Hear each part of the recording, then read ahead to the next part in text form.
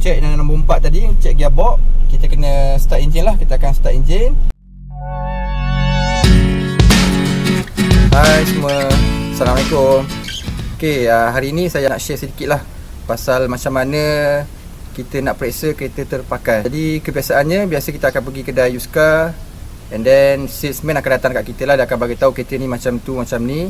Jadi adakah kita boleh percaya sepenuhnya kata-kata penjual kereta itu, ataupun kita sendiri kena periksa keadaan sebenar kereta tu. Jadi saya rasa mungkin tak ramai lah yang tahu bagaimana cara betul-betul untuk memeriksa kereta. Jadi insyaAllah di akhir video ni nanti, selepas anda tengok video ni, anda akan lebih arif tentang cara-cara untuk memeriksa kereta terpakai. Dan juga yang lebih penting, anda boleh elak daripada tertipu, dan wang anda juga akan dapat diselamatkan daripada membeli kereta yang sudah rosak. So jom kita tengok. Sekarang kita ada sebuah kereta Proton Wira tahun 2000, di mana kapasiti enjin 1.5cc injection dan bertransmisikan auto. Jom kita tengok kereta.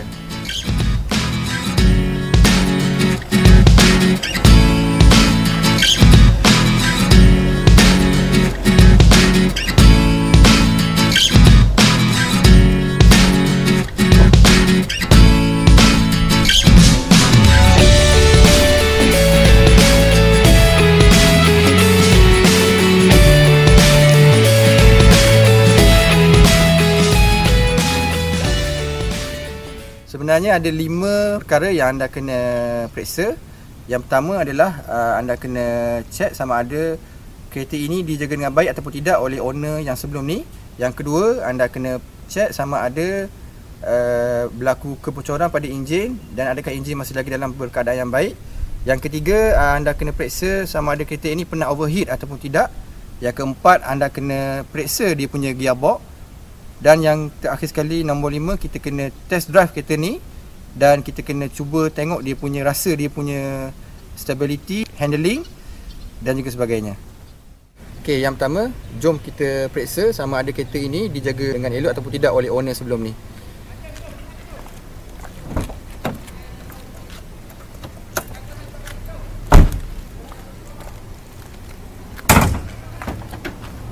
Okey. So sekarang ni kita buka bonnet kereta. Right. First, kita kena buka cap untuk engine oil. Dan kita kena tengok pada bahagian dalam engine. Okay, kita kena tengok bagaimanakah keadaan dalam ni. Adakah dalam keadaan yang bersih ataupun ada banyak slush yang terkumpul. So kalau ada banyak slush, bermaksud tuan ataupun owner kereta ni dulu tidak menjaga dari segi penukaran minyak enjin lah. Mungkin dia tukar minyak enjin tak ikut interval dia, tak ikut kilometer yang diberikan, dan juga ataupun mungkin dia pakai minyak enjin yang tidak berkualiti lah.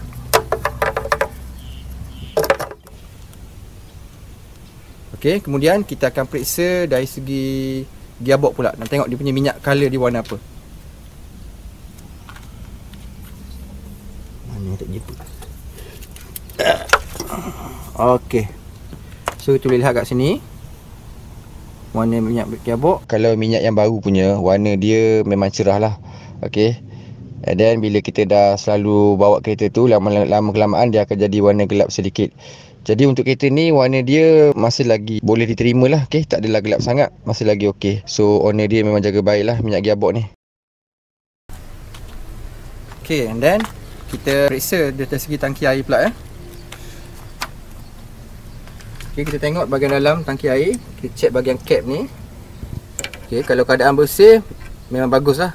Maksudnya owner jaga dari segi tangki air. Dia mungkin ada buat flushing lah sekali-sekala. So nampak dalam pun bersih, tak ada karat, so tak ada apa, so bagus lah.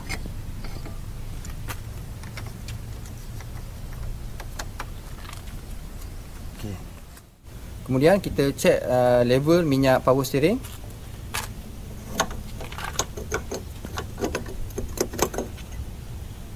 So masih lagi pada kedudukan maksimum, penuh. Jadi sangat bagus lah.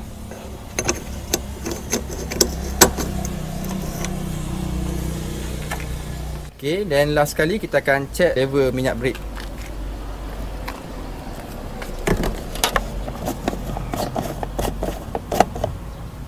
Okay, so masih lagi dalam level yang penuh lah. Sangat-sangat baik lah. Kau ambil sebelah sini, level maksimum. So level maksimum dekat sini So masih lagi pada kedudukan yang maksimum lah. So owner memang jaga baik lah kereta ni. Setakat ni lah kita check memang bagus lah. Okay, yang kedua kita akan check sama ada kereta ni ada berlaku kebocoran tak pada bahagian enjin dia, ataupun ada makan minyak hitam tak. So jom kita tengok. Okay, yang mudahnya kita akan check dia punya dipstick lah. Nak tengok level minyak. Okay, kita kena gosok dulu, bersihkan dan kita masukkan semula dan kita tarik. So kalau tengok sekarang ni pada kedudukan yang maksimum lah. Ini kedudukan dia, kedudukan yang paling bagus dekat sini lah. So memang minyak enjin dia memang pada takat yang sangat bagus lah. Cukup minyak hitam dia. So bermaksud kereta ni tak ada leaking lah. Kalau ada leaking memang akan kurang lah minyak enjin dia. Tapi boleh berlaku juga mungkin Yuska ni dah top up dulu minyak enjin dia. Tapi tak apa, kita boleh check balik. Kita akan check dari segi visual lah. Kita akan tengok bahagian enjin kita, kalau ada basah ke, kalau ada nampak kesan minyak, so memang akan ada kebocoran lah. Okay, kemudian kita akan check lah bahagian enjin. Ada nampak kesan-kesan minyak tak? Kebiasaannya kita akan nampak lah kesan minyak kalau ada leaking yang biasanya berlaku dekat rocker cover sikit lah, dekat atas ni. Biasa akan keluar minyak. So tengok sekarang memang clear lah, kering, tak ada apa. Kemudian akan bocor dekat bahagian distributor ni. Biasanya o-ring lah akan selalu rosak. So kita tengok pun sekarang ni kering, tak ada apa nampak basah, tak ada nampak lelehan minyak. And then dekat dengan kita punya gasket head pun, dekat sini pun tak ada nampak kesan minyak. Biasanya kalau potong gira akan keluar ni lah, akan ada kesan minyak dekat sini. Dia punya head gasket dah masalah lah, kena tukar, kena angkat bahagian atas ni. So sekarang ni kita tengok masih lagi elok, tak ada apa. Jadi okey, tak apa, nanti kita akan check lagi sekali apabila kita dah running enjin. Sebab biasanya kemungkinan sekarang ni tak keluar lagi minyak tu. Bila kita running enjin nanti baru akan keluar. So kita akan check balik nanti bila kita start enjin. Okay, untuk yang ketiga kita akan check sama ada kereta ni pernah overheat ke tak. Ini pun antara salah satu benda yang kita kena check dan sangat penting. Alright, so yang pertama kita kena buka cap ni dulu. Sebelum start enjin kita buka cap lagi sekali. Kita check bahagian sini, tengok warna dia. Kalau warna dia hitam, elok, okay, good. Tapi kalau warna dia ni dah macam kopi susu, bermaksud enjin kita ni dah termasuk dengan air coolant. So disebabkan oleh dia punya head dia gasket bocor. So kereta ni masih lagi minyak dia hitam, so tak ada masalah. Yang ni dah lulus. Kemudian kita kena check dari segi tangki air dia. Kita buka dulu cap dia dan kita start enjin. Kita tengok adakah ada berlaku air memancut ke ataupun ada buih ke, kita akan tengok. Okay, saya start enjin. Okay, kalau ada buih pada awalnya memang itu biasalah. Sebab mungkin ada bubble-bubble ataupun buih-buih ataupun udara yang terperangkap dalam kita punya sistem penyejukan enjin ni. Tetapi kalau ianya terus berlaku dalam masa 5 minit selepas tu, memang bermaksud enjin anda ataupun head gasket anda sudah pun ada berlaku masalah lah. So kalau ada buih kecil, kemungkinan ada pinhole pada kita punya head gasket. Tapi kalau air tu dah memancut kuat, bermaksud kita punya head gasket dah memang rosak teruk lah. Kita kena tukar, kena repair, pergi ke bengkel lah. Memang perlukan kos yang agak tinggi lah untuk membaiki kerosakan disebabkan oleh overheat. So kita boleh tengok untuk kereta ni langsung tiada bubble, tiada udara yang keluar. So bermaksud kereta ni tak pernah overheat, cantik. Alright, so yang keempat kita akan check kita punya gearbox sama ada masih lagi dalam keadaan baik ataupun tidak. Jom kita masuk dalam kereta.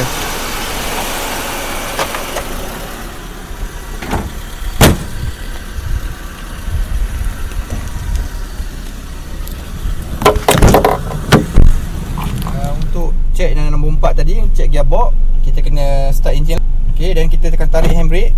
Kita kena tarik handbrake dan kita jangan tekan brake dekat kaki kita, dan kita try masukkan gear reverse tanpa menekan brake kaki. So kita boleh dengar ada bunyi tak masa kita pergi pada D, kita pergi pada N balik, kita biarkan seketika dan kita pergi pada R balik. Kalau tidak ada apa-apa sentapan, smooth saja, bermaksud gearbox masih lagi dalam keadaan baik. Tapi kalau dah ada bunyi macam besi bergeser ataupun ada sentapan, bermaksud ada something yang tidak baik pada gearbox. Sama ada torque converter ada problem ataupun dia punya flywheel dah ada problem. So untuk kereta ni memang terbaik lah. sangat-sangat baik dia punya gearbox. Okey. Yang terakhir sekali, yang kelima, kita test drive kereta ni. Kita akan dapat rasa lah dari segi suspension dia, dari segi stability dia, dari segi handling dia macam mana. So jom kita try. Okay, right. So kereta ni sebenarnya mudah je. Kalau kita dah biasa bawa kereta, first kita tekan minyak tu pun, kita pegang steering. Once kita dah gerak, kita dah dapat rasa dah kereta ni okey ke tak okey. Kita dah boleh feel lah dia punya rasa kereta tu. Okay, yang pertama, radio kena tutup lah. Kita tak nak ada bunyi, dengar bunyi radio apa. Sebab ni kita bukan nak pergi makan makanan angin pun. Kita nak test kereta okey tak okey. Okay, kita cuba. Okay, right, kita pusing. So setakat ni tak ada apa-apa bunyi lah pada suspension kereta ni. Alright. Dan satu benda saya nak kongsi, kalau kita test drive, wajib buat U-turn. Sebab kita nak check dari segi dia punya lower arm dia, dia punya ball joint dia, dia punya absorber link dia, dia punya semua benda lah yang berkaitan dengan handling kereta ni.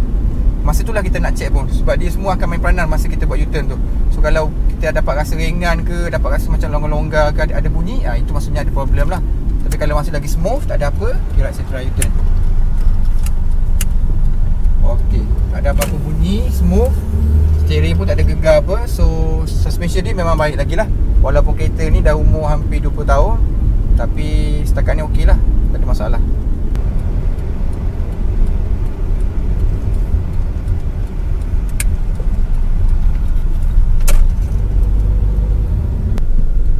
Last sekali tadi kita nak check. Kita nak check apa tadi ya? Kita nak check kereta ni ada keluar asap hitam ke tak? Kita nak check sama dia ada makan minyak hitam ke tak kereta ni. Jom kita tengok. Sebabnya untuk check minyak apa, ada exhaust keluar. Keluar exhaust keluar pula. Untuk check sama ada kereta ni ada keluar asap biru ataupun tak, maksudnya dia makan minyak hitam ke tak, kita kena pastikan enjin running pada suhu optimum lah. Kalau awal-awal kita start enjin tu memang kita tak ada check lagi. Kita kena check apabila kita dah test drive hampir 10 km ke, mungkin lebih dari itu, baru kita boleh check. Okay, jom. Anda tengok, saya tekan minyak tu, anda tengok dekat belakang ada asap ke tak. Jom.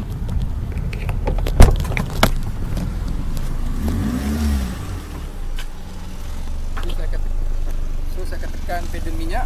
Mana tolong tengok saya.